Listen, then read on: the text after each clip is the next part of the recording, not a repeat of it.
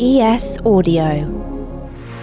What's up, guys? I'm John Weeks, and this is the Evening Standard's Tech and Science Daily, being brought to you all the way from Web Summit 2022 in Lisbon. Coming up, the latest news from the world of tech and science.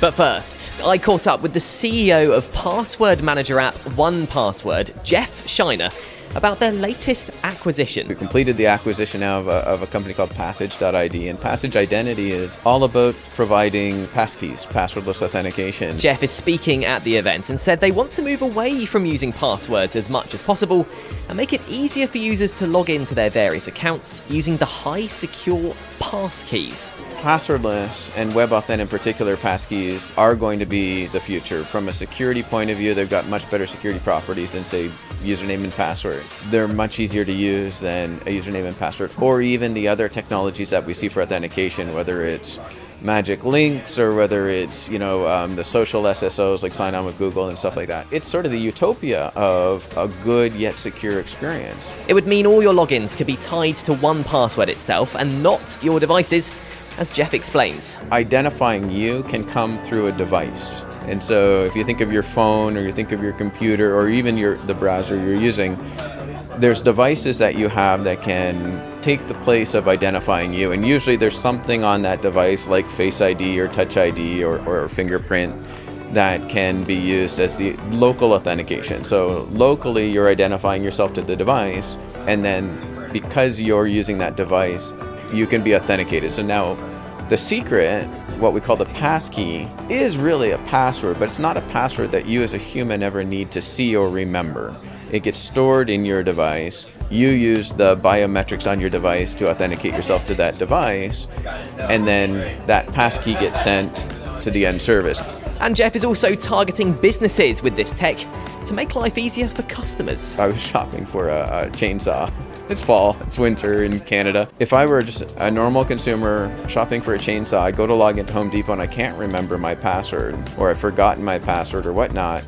I can go through password reset, I can do all of that work as a consumer, but I'm probably not going to. I'm going to go over to Amazon, I'm going to buy a chainsaw. So from a Home Depot point of view, it's a real challenge for them. They want to offer their customers a passwordless solution, so their customers don't ever have that problem of not being able to remember their password and hence not shopping at Home Depot. I also caught up with Daan Luining, the co-founder of cultivated meat company Meatable, which grows real meat products in a lab. Back in July, he told Tech and Science Daily about the company's first product, a real meat sausage grown from the cells of an animal's umbilical cord. It sounds like something out of a sci-fi movie, but Dan told us people have been growing more and more receptive to the idea. From the moment that I've been talking about this, really in the early days, it was a very different conversation that we're having right now. It was more torches and pitchforks sometimes, and now it's red carpet treatment. It is such a change. I don't know why suddenly the population has become aware that agriculture has a significant impact on climate change, but it did. Cowspiracy was already out, all the documents of the FHO were already out, but suddenly it's like this spark ignited and people are starting to get aware and were excited about what we're doing. And now government and so many other people around the world trying to achieve this has been the greatest journey of my life. And he told us the thousands of guests at Web Summit aren't his usual audience for pitching the prospect of cultivated meat. My favorite audience actually are hairdressers, because I have nowhere else to go. And I think hairdressers are the most common denominator throughout society. Every society has hairdressers. I'm always talking to them, like, what are their worries, what are they thinking about, what do they feel when I'm talking or telling them what we're doing. And so far, I think as soon as we launch on the market here, I will have an army of hairdressers being excited for our product suite. Meatable recently announced they've teamed up with a company in Singapore to start producing their sausage product.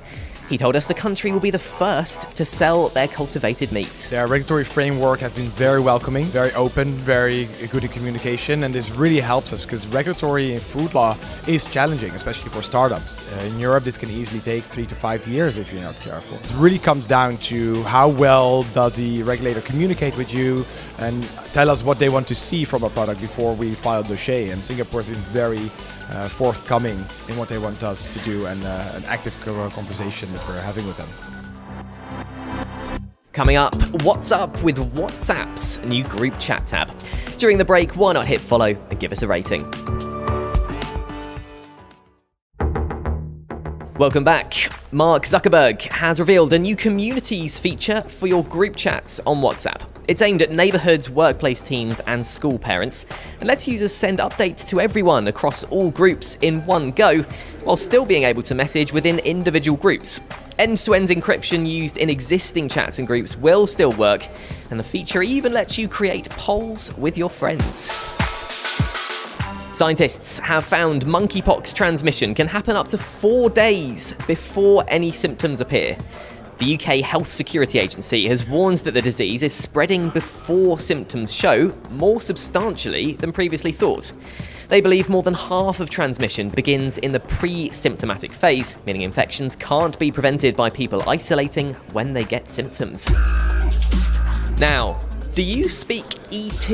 A team at the University of St Andrews believe we should start to prepare for the likelihood of hearing from an alien. The university will join a new SETI post-detection hub, which will set up various procedures for communication if contact with alien life ever happened. Currently, the UN has procedures in place if Earth had an asteroid threat, but there's nothing similar in place for picking up an alien signal.